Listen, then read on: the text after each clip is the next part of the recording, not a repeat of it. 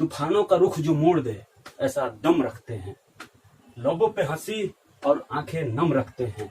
दुनिया वालों न परखो हमारी बहादुरी को, हम तो वो सूला हैं जो सांसों में बारूद और जिगर में बम रखते हैं। जय हिंद कैडेट्स। तो आज हम इंग्लिश का सिलेबस डिस्कस करेंगे कि एनडीए जो 16 अप्रैल को होने जा रहा है उसमें इंग्लिश के कितने क्वेश्चन आते हैं और इसका सिलेबस क्या है। तो स्टार्ट करते हैं। तो इंग्लिश जो है, इंग्लिश आपको मालूम होगा टोटल 50 क्वेश्चन आते हैं और एक क्वेश्चन 4 नंबर का होता है, यानी टोटल 200 मार्क्स का सिर्फ आपका इंग्लिश का पेपर हो जाता है। ठीक है। और आपको ये भी मालूम होगा कि गेट का जो होता है 600 मार्क्स का गेट का पेपर होता है, जिसमें से इंग्लिश का ही सिर्फ 200 मार्क्स हो जाता है, यानी कि 1/3 पार्ट जो हो गया गेट का वो सिर्फ इंग्लिश का आता है। ठीक है। तो इसलिए इंग्लिश बहुत ही इंपॉर्टेंट हो जाता है आपको मैक्सिमम स्कोर करने के लिए। ठीक है। तो आइए चलते हैं कि स्टार्टिंग करते हैं कि कौन कौन से चैप्टर्स हैं जो कि बहुत ज्यादा एनडीए में पूछे जा रहे हैं। तो इस जो सिनोनिम है, पहला सिनोनिम, ये वेरी इंपॉर्टेंट है। 10 क्वेश्चन आपको मिलेंगे ही मिलेंगे। ठीक।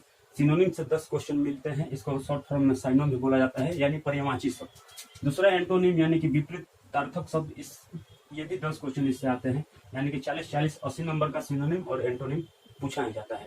ठीक है। इस बार भी 10 क्वेश्चन आते हैं। स्पोर्टिंग एरर जो हो गया, ये भी आपके 5 क्वेश्चन आते हैं। ठीक है। स्पोर्टिंग एरर का मतलब जैसे किसी सेंटेंस में 4 ऑप्शन दिया है, उसमें से आपको गलतियां पहचाननी है कि कौन सा ऑप्शन में गलतियां हुई है। ठीक है। स्पोर्टिंग एरर में 5 क्वेश्चन आते हैं। Reconstruction of sentence, reconstruction of sentence का मतलब इसको PQRS भी बोला जाता है, इसी को शॉर्ट फॉर्म में लोग PQRS बोला जाता है, यानी कि आपको एक सेंटेंस तोड़ फोड़ के दे देगा, उसको अरेंज करना होगा इंडिविजुअली। जैसे मैं अगर अपना बात करूं तो एक एग्जांपल से समझाता हूं। जैसे मैं बोलूं कि अमित यादव मेरा नाम है, तो ये एक उल्टा सेंटेंस दिया गया है, इसको हम कैसे सुधारेंगे कि मेरा नाम अमित यादव है।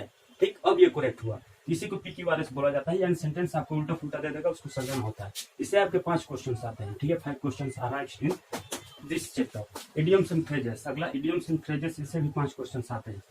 अगला प्रीपोजिशन हो गया। प्रीपोजिशन से हर साल क्वेश्चन नहीं आते हैं, लेकिन हाँ ये इंपॉर्टेंट चैप्टर बन जाता है क्योंकि इससे 5 क्वेश्चन आपके पूछे जाते हैं। ठीक है। और देखें तो कॉम्प्रिहेंशन हो गया। कॉम्प्रिहेंशन से भी हर साल क्वेश्चन नहीं आते हैं, आते हैं तो 2-3 साल ऐसे हर साल नहीं मिलेंगे। इस बार कॉम्प्रिहेंशन से क्वेश्चन नहीं आते। 5 से लेकर के 10 मार्क्स के क्वेश्चन आते हैं। ठीक है। 5 से 10 मार्क्स के क्वेश्चन, यानी कि 1 या 2 कॉम्प्रिहेंशन आता है, हर बार नहीं आता है, कभी कभी आ जाता है, तो ये आपके लिए इंपॉर्टेंट हो जाएगा। सेंटेंस इंप्रूवमेंट हो गया, तो इससे अभी फिलहाल क्वेश्चन नहीं आ रहे हैं, लेकिन क्या पता अगले बार आ जाए। यूपीएससी का कोई नियम नहीं है कि इस बार नहीं आया तो अगली बार भी नहीं आएगा। ठीक है। ये सभी आपके इंपॉर्टेंट चैप्टर हो जाते हैं, आप जल्दी से जल्दी इसको टैकल कर लीजिएगा। सबसे ज्यादा सिनोनिम 10 क्वेश्चन, एंटोनिम से 10 क्वेश्चन, इडियम फ्रेजेस 5 क्वेश्चन और स्पोर्टिंग एरर 5 क्वेश्चन, यानी ये सब आपका हिंदी इंग्लिश का सिलेबस हो गया। ठीक है। ये इंग्लिश का हमारा सिलेबस हो गया और आज से 220 दिन बचे हुए हैं। 220 days left are from today. 220 दिन ही बचे हैं। इस बार मुझे लगता है कि 8 से 9 लाख बच्चे हमारे साथ बैठेंगे, तो प्रिपरेशन को और बूस्ट कर दीजिए। ये मत सोचिए कि आज नहीं पढ़ेंगे तो क्या होगा, क्योंकि जो प्रोक्रेस्टिनेशन होता है ये बहुत ही ज्यादा विघ्न डालेगा। तो इस बार हमारा कंपटीशन बहुत ही हाई होगा। ठीक है। 220 दिन आज से बचे हैं, एकदम प्रिपरेशन हाई फाई रखिए। और ये सब इंग्लिश का हो गया, फिर जल्दी ही मिलते हैं, तब तक के लिए जय हिंद।